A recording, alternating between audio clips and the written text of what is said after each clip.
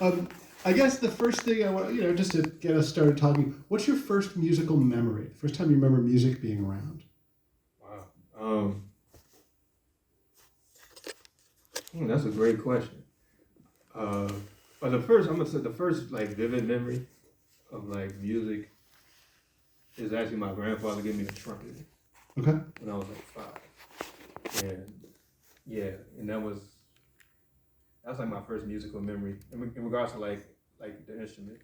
Mm-hmm. In regards to like hearing music, I feel like I'm hearing like People Bryson and like on the radio and stuff. My mom is a big People Bryson fan, so we used to listen to a lot of that, but a whole lot of other things. I remember actually things are coming back now. My uncle Jamil Sharif, he put out a record in 1993 entitled Portraits of New Orleans, and we used to listen to that a lot in the car going to school and stuff. So like that, and listen to People Bryson. And the families. Yeah.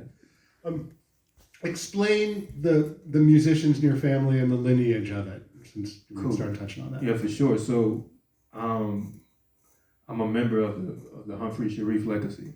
It goes back 5 generations back to my great grandfather J.B. Humphrey, Jim Brown Humphrey, who was he was born in 1859 in Sellers, Louisiana, which is now I believe Norcote, Louisiana, and he was a cornetist. He played all instruments.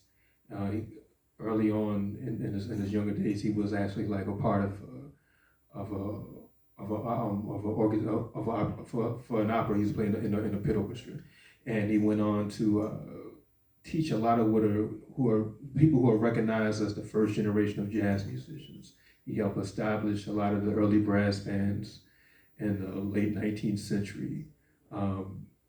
After the Emancipation Proclamation and everything, I believe it was Governor Henry Clay Warmoth. He had a plantation where a lot of the Black American free people were working, and their children needed to do something, during the time of them working. So my great grandfather would go from New Orleans to the plantation and teach a lot of these kids music. And the interesting thing about J.B. Humphrey was he made a big emphasis on syncopation with the students. And some of these people included trumpet player Chris Kelly, and I've heard Kid Ory, and he was people influenced people like Papa Celestin and stuff like that. So he had a big impact on creating like the Eureka Brass Band, Olympia, Excelsior Brass Band. He had either direct or indirect impacts on all of those early brass bands in the late 19th century, early 20th century. Mm-hmm. He had one son, 3 daughters. His oldest son was William Eli Humphrey, who was my great uncle. William Eli Humphrey was a clarinetist who I've read that he replaced Sidney Bechet in Bo Johnson's band, and he was he had 3 sons. His sons were Willie Humphrey, Percy Humphrey, and Earl Humphrey. Well, Willie played clarinet. Percy was a trumpeter. Earl was a trombonist. Willie and Percy are both known for being original members in the Preservation Hall Jazz Band. And then my great grandmother was James Etta Humphrey. She played piano and bass. Wasn't professional. Actually, her sister, I believe it was Lillian Humphrey, was actually like a professional classical bassist and played in the Balloon Symphony Orchestra during the early 20th century. But my great grandmother, James Etta Humphrey, her son was my grandfather, Emory Humphrey Thompson, later changed his name to Umar Sharif. Umar Sharif was one of the great trumpet players from the city who had made his great contribution by being known for bringing the modern styles of New York and bebop to New Orleans. Yeah, that's what I was gonna say. Is he's one of the first modern cats. Right. Play modern modern music, Right. modern music, whatever that means. But Right. bebop, post swing music, bebop. Exactly. Like before him, everybody was still like in a traditional bag and so forth. But he, from what I know, he was pretty like much like a prodigy. He really was catching on to trumpet. I heard his grandfather was the only he was the only one that his grandfather gave a trumpet to when he was 5 years old, little kid or something like that. So I feel like it was like his grandfather knew something was special about him. This is a really great picture of my great grandfather and my grandfather. Might have been like 1929 to 30. My grandfather's a little baby, but yeah, he went to New York in like the late 40s, early 50s, and he played with like Louis Russell's big band, and Roy Haynes was in that band. He played with in Lionel Hampton's big band. He played lead in there, and Clifford Brown was in that band, and Quincy Jones, and Benny Golson, and Gigi Grace, Art Farmer. All those guys were around during that time. But he decided to come back to New Orleans, and I know he was kind of like the big brother to like Ellis Marcellus and Harold Baptiste and Kid Jordan and Elvin Baptiste, and they all looked up to him from what I've heard. Yeah. And he shared a lot of the information with them. And yeah, he was just a phenomenal guy. He could do it all: play lead, play solo. He actually stopped playing music professionally for like about 20 years, because not only does he has the musical contribution to New Orleans, but he also has the great contribution of bringing Islam to New Orleans. He's like the first individual known for like bringing Islam to New Orleans and Louisiana and parts of Mississippi and things like that. That's really heavy. Yeah, so being the first guy to bring kind of right Nation of Islam type stuff. Yeah. So he was he did that, and he returned to performing around I believe 1974 75 in Chicago, and then later on he started, like I was saying earlier, he was performing Broadway shows like the Black and Blue. He ended up in the late 80s, early 90s doing work with Jazz Lincoln Center with Wynton Marcellus, and yeah, just phenomenal. And then there's my uncle Jamil Sharif, who's still active trumpet player in town. He's one of the kings. He's one of the patriarchs of the music now. He's done so much. He's like, it's funny. My grandfather's known for like bringing the modern music to the city during that time, and talking to my uncle and have him sharing conversations he had with Ellis. During the 80s, my uncle had a group called the New Orleans Jazz Couriers, and that was comprised of him. Harry Conner Jr. was on piano. Walter Payton played bass. Reginald Ville played bass sometimes. Victor Goings, Calvin Harris, I believe it was drummer Noel Kendrick, and yeah, there's a trombonist Kevin. I'm forgetting his last name right now. But those guys, that was during the era of the Young Lions era, when Wynton and Branford and Donald and Terrence were all playing in New York. With Art Blake and others, great musicians. They were keeping that energy up in New Orleans, playing that snug and stuff. So he played a great part in doing that. But he's also a great trumpet player, play any style. He's played he's on Dr. John records. He's played with George Porter. He does a lot of traditional things. He was the music coordinator for the great film Ray, the great Charles biopic. Overall, great businessman, phenomenal trumpet player. Somebody, my trajectory in music would be totally different without him. And given all that lineage, were you ever not going to be a musician? Yeah, people didn't really expect me to be a musician. I didn't really expect to be a musician, to be honest. It kind of, like I said, I got my first trumpet when I was like 5 from my grandfather. I vividly remember that. And I had it, but I wasn't really interested in it. And it's actually, the funny thing, I was telling my cousin earlier, my father, who's, my mother's side is the musical side, but my father, comes from great New Orleans roots, cultural roots as well. And he took the initiative to buy me a trumpet. I was a real quiet kid, wasn't really doing too much, so he wanted me to get active in something. So he took the initiative to buy me a trumpet when I was 13. And before that, there was different situations, with different instances where I had the opportunity to maybe play, but it never really came into fruition until that time I was 13. And before that, I was like I'm a big sports fan, so I wanted to be like a sportscaster or something like that. Or I thought about being a doctor, but once I got the trumpet, even though I barely knew how to play, it kind of felt like, oh, this is it. Like this is the path, and yeah, I haven't stopped. Mm-hmm. What was your kind of first professional gigs? How did you first start coming out and playing? Man, so for me, man, so I'm gonna give you some more background. I'm originally from New Orleans, and I grew up between here and New York. Okay. Okay, so some of my early gigs came in New York playing kind of playing on my own name at first. A lot of stuff came under my own name, and then I remember one thing that really it was a great experience. Was one time Donald Harrison he hired me to play at Fest one year. Mm-hmm. I was in college. I feel like that was like a benchmark for me. I was like 20. It was like a house band situation at Tipitina's, and he hired me to be a part of the house band. I learned a lot that night. And that was it was like 2010, so I was about 21 years old. I feel like that was like the start.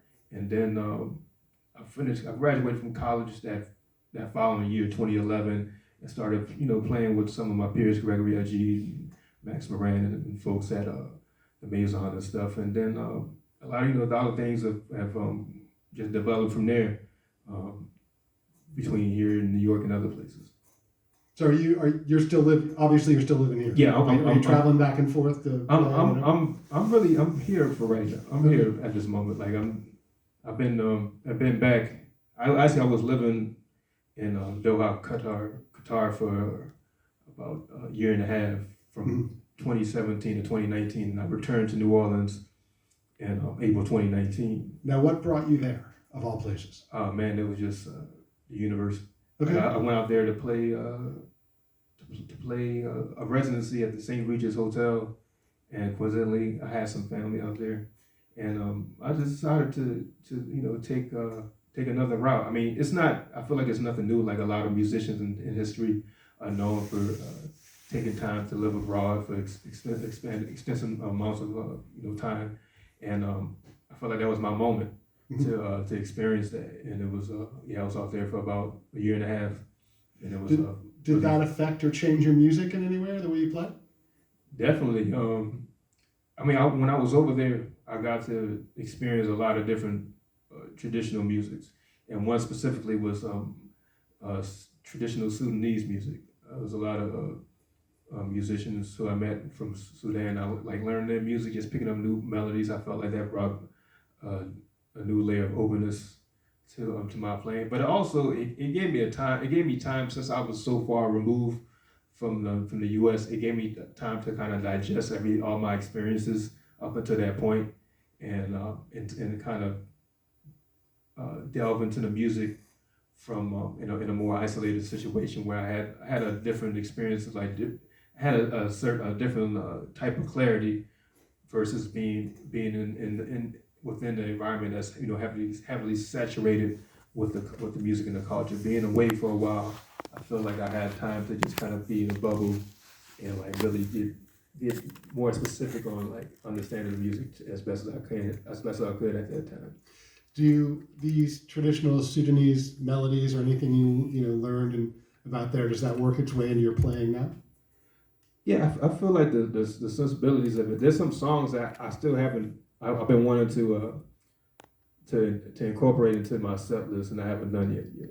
But it's going to be happening. I really want to figure out how to get some Sudanese musicians to New Orleans, because I feel like overall I feel like Sudan is a place that doesn't really get a lot of attention, and for various aspects. I mean, there's a lot of turmoil going over there, and like that doesn't get enough attention by the world. Also, there's a lot of brilliant people, brilliant musicians, beautiful people, and like I said, I got to work with a lot of musicians and connected with some vocalists. Some of them I haven't met, but because of social media, we've been able to do different collaborations. But I really would love to get them over to the U.S. at some point. Well, yeah, there's a jazz museum probably. Yeah. At least give you a place to play it. Yeah, we got to make that happen. You know, you do have a venue if you ever could pull this off. And right. you never know what we can do. Yeah. So, with all of this kind of lineage, that you're coming out of, do you find it tricky to try and do your own thing, or is it just come naturally? Yeah, it's definitely like you feel, like growing up, I feel like in ways there were definitely a lot of instances where I put a lot of pressure on myself, unnecessary pressure. But as I've gotten older, I've been maturing. I'm just more comfortable in my skin. Mm-hmm. Like I'm definitely like want to take the initiative to learn as much and continue to deepen my roots in understanding the music of my predecessors and ancestors, not just my family, but just New Orleans as a whole. But at the same time, like I'm Jelani, and I'm the only being in this existence that can articulate my vision as best in my way.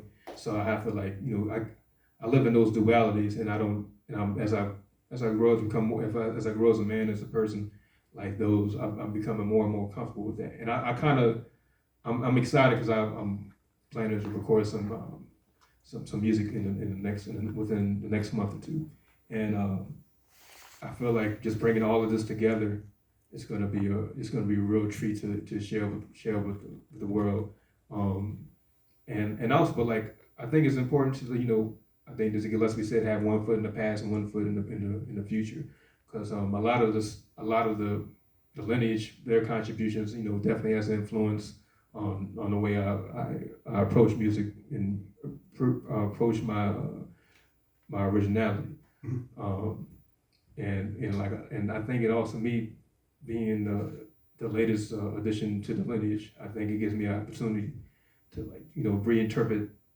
a lot of that music for now. I'm still bringing these songs, bringing this repertoire to the forefront, or in a way I feel comfortable with doing that.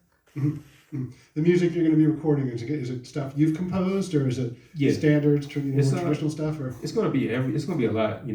Like I said, I'm the latest addition. Like I was born in 1989.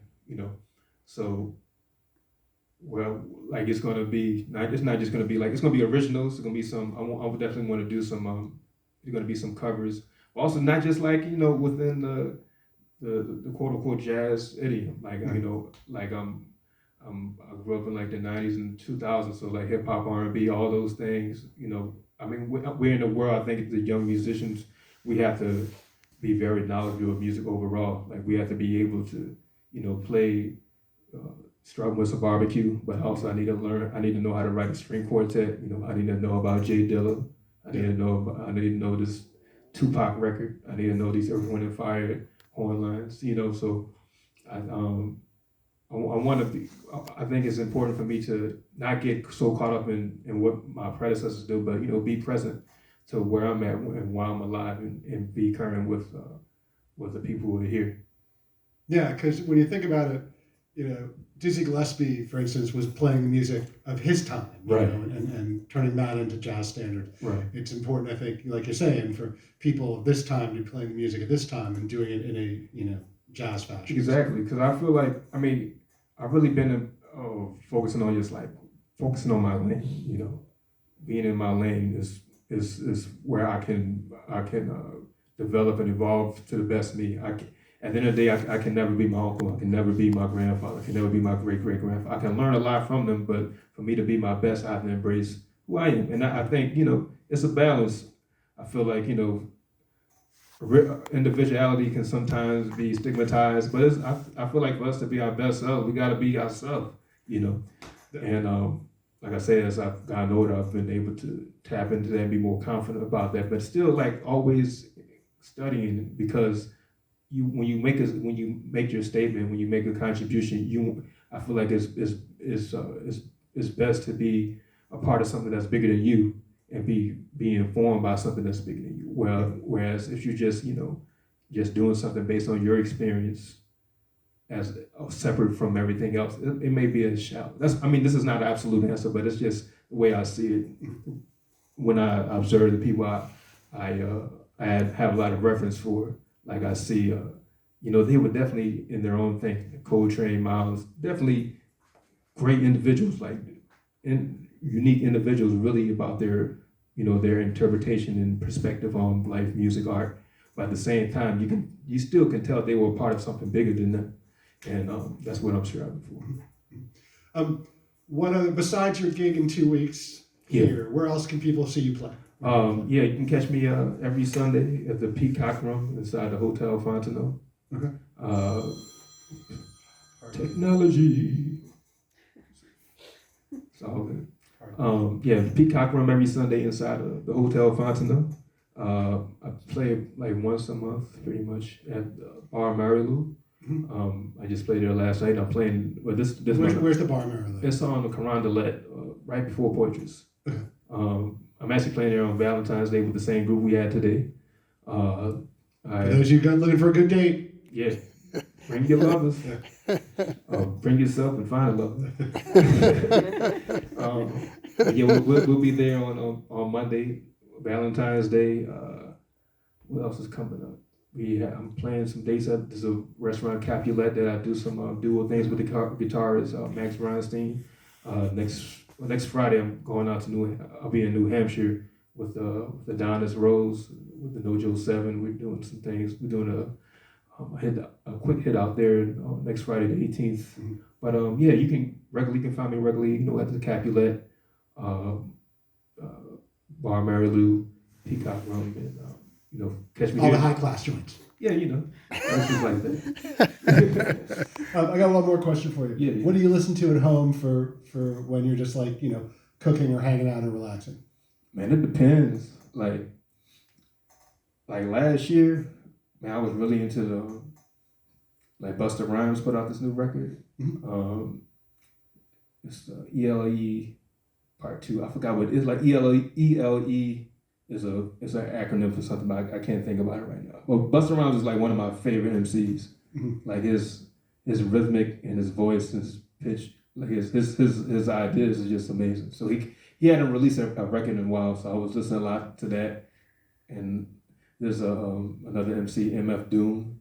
Oh yeah. Yeah, he passed away last year. I was checking him out a lot. It really varies. I can be listening to that, or I might, for a while, I was checking out this Ravel piece for harp, clarinet, and string quartet, or I'll be listening to some traditional numbers. Recently, a CD that I've been checking out a lot, that's in my CD player in my car, is Ralph Peterson's Art. It's a tribute to Art Blakey. Oh yeah. Yeah, it's a great record. Ralph. So my undergrad studies were at Berklee College of Music, and Ralph Peterson was one of my professors. Just excellent. Man, one of the great drummers of all time. Just real dear to my heart, man. He has such a great impact on so many young musicians, and I'm real fortunate to have been in his presence under his tutelage. And like his record that features him and Graham Haynes is on cornet, and Craig Handy and Frank Lacey, Michelle Rosewoman, Phil Boulder. So that's something I've been checking out a lot. Yeah. It's a great record. So I'm all over the place. All over the place. That's good. Yeah. You got to be that way. Yeah. So. All right. Well, make sure y'all. He'll be playing again here on the 25th, 2:00, and check him out at Bar Marilou and at Capulet, and you said one more that I can't. Peacock Room. The Peacock Room. So Jelani Bauman here. All right. Appreciate it.